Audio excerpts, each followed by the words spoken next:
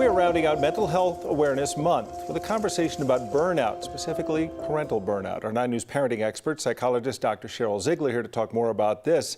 This is something I think a lot of parents are feeling, Kim. Yeah, burnout, we've been talking about it before the pandemic, but what are the things that have made things really different for parents that they're struggling right now? Yeah, I think the first thing to know is it's actually getting attention. So meaning that when I first wrote Mommy Burnout in 2018, it was sort of like this idea that I had that there was this chronic physical and emotional exhaustion that was coming over, particularly what I was seeing in mothers. And what we've seen from the pandemic till now is this is an actual area that's getting research. The World Health Organization has that definition, but it's because there's so many people that are in that state of chronic stress that causes irritability. It causes a cycle within the home. And when you feel that way, you don't feel like you're good at what you do. No. And that's the big thing is like, no matter what I do, I just feel like it's never enough. It's not good enough. I'm not a good parent. And that's really what we're concerned about. So it's getting a lot of attention, which is really exciting. Yeah, if you wrote Mommy Burnout in 2018, not knowing a pandemic was coming that was going to change the structure of almost every family and household, I mean, obviously the sequel's needed, but but how do people recognize this? How do you recognize the burnout? You think for some people it's probably pretty obvious. Yeah, and I really want, because that's a term people use really lightly, you know, like, oh, I'm so burned out. But I want people to know that what that really looks like is you are emotionally exhausted, meaning you feel like maybe you come home or the kids come home and you have nothing left to give.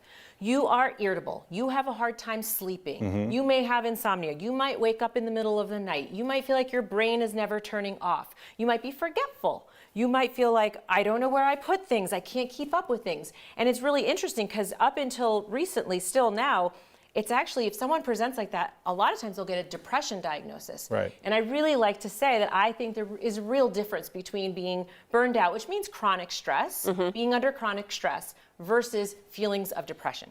Okay, help. How do we help? How do we break the cycle? So it's really important. What the research says is that the first thing is to connect with others. So when we get stressed, we tend to withdraw from other people. You're not as social, you're not going out as much, you feel so overwhelmed, you don't have people over at your house. The first thing is reach out. The second thing is learn how to ask for help.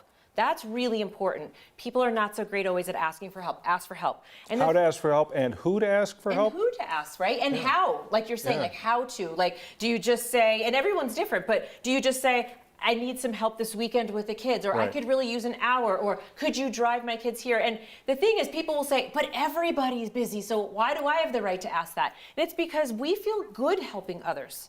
And so if you ask me to do something, even if I'm kind of overwhelmed myself, I will do it, I will feel good about it, and at some point, you'll return the favor. You'll reciprocate. Right? Yeah. So don't ever feel like you can't go to people.